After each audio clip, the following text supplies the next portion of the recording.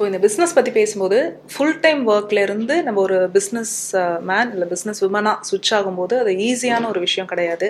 இனிஷியலாக பயம் இருக்கும், நம்ம கரெக்டான ஒரு இது சூஸ் பண்ணியிருக்கோமான்னு இருக்கும். வீட்டில் ஒரு சொல்லும்போது இல்லை 4 பேர்கிட்ட சொல்லும்போது அவங்க வந்து பாசிட்டிவ் சைட்லேயும் சொல்லுவாங்க, நெகட்டிவ் சைட்லேயும் சொல்லுவாங்க. மேக்ஸிமம் நெகட்டிவ் சைட் தான். ஸோ ஒரு பிஸ்னஸ் நம்ம தேர்ந்தெடுக்கிறோம் அப்படின்னா இந்தந்த கீ பாயிண்ட்ஸ் மைண்டில் வச்சுக்கணும்னா எதெல்லாம் சொல்லுவீங்க? ஓகே, ஃபஸ்ட்டு நான் சொன்ன மாதிரி ஒரு ஜாபில் இருக்கும் போது தான் பிஸ்னஸ் பண்ணணும்னு கம்ப்ளீட்டாக முடிவெடுத்து ஜாபை குவிட் பண்ணிட்டு உள்ளே வந்தேன். ஸோ கை நிறைய சம்பளம் இருந்துட்டு இருக்கு, அந்த டைம்லேயே இதை முடிவெடுத்துட்டு நான் உள்ளே வரேன். ஏன்னா அங்கே ஏதோ ஒரு மிஸ்ஸிங் பீஸ் இருந்துகிட்டே இருக்கு, இது என்னுடைய லாங் டைம் ஜேர்னி கிடையாது அப்படின்ட்டு. ஸோ இந்த விஷயங்களை நான் சொல்லும் போது சில இடங்கள்ல இருந்து என்ன பண்ண போற, பிஸ்னஸ் பண்ண போறேன், சரி நாசமா போ அப்படின்னு சொல்லாம சொன்னவங்க நிறைய பேர். பட் இப்போ நான் நல்லா தான் இருக்கேன். ஸோ யாரெல்லாம் சொல்லியிருந்தாங்களோ அவங்களுக்கு இப்போ தெரியும் என்ன மாதிரி ஜேர்னி போயிட்டு இருக்கு அப்படின்றது.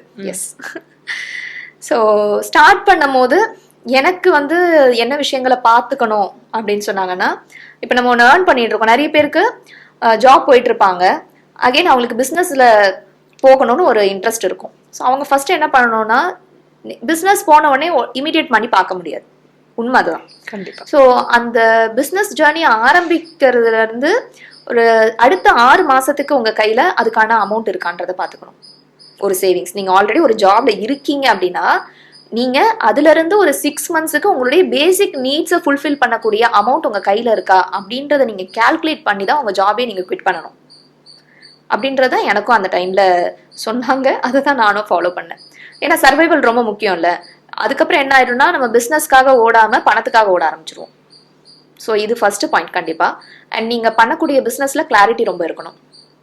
ஜஸ்ட் லைக் தட் பிஸ்னஸ், இதோ பக்கத்துல வந்துட்டு ஒரு கடை போட்டாங்க, அந்த கடை நல்லா போகுது, நானும் ஒரு துணி கடை போடுறேன் அப்படின்ற கம்பேரிசன்ல பண்ணாம, உங்களுக்கு உண்மையிலேயே அந்த ஒரு பொட்டிக்கோ அதெல்லாம் வைக்கிறது ஒரு பேஷன் இருக்கு, அதுல தேவைப்படுற நாலேஜ் சிஸ்டம் எல்லாமே உங்களுக்கு தெரிஞ்சிருக்கு அப்படின்னா அதுல இறங்குங்க. இல்ல அதை இன்னும் நான் தெரிஞ்சுக்கிறதுக்கு என் மைண்ட் ஓப்பனா இருக்கு, நான் தேடி தேடி அதை கத்துப்பேன், அந்த எஃபர்ட் என்னால போட முடியும்னா அந்த பிசினஸ் பண்ணுங்க. இவங்க பண்றாங்க அவங்க பண்றாங்க, இது ட்ரெண்டிங்ல இருக்கு, இது ரொம்ப டாப்ல போயிட்டு இருக்குன்ற ரீசனுக்காக பண்ணக்கூடாது. இந்த 2 விஷயம் கண்டிப்பா அவங்க மைண்ட்ல வச்சுக்கணும்.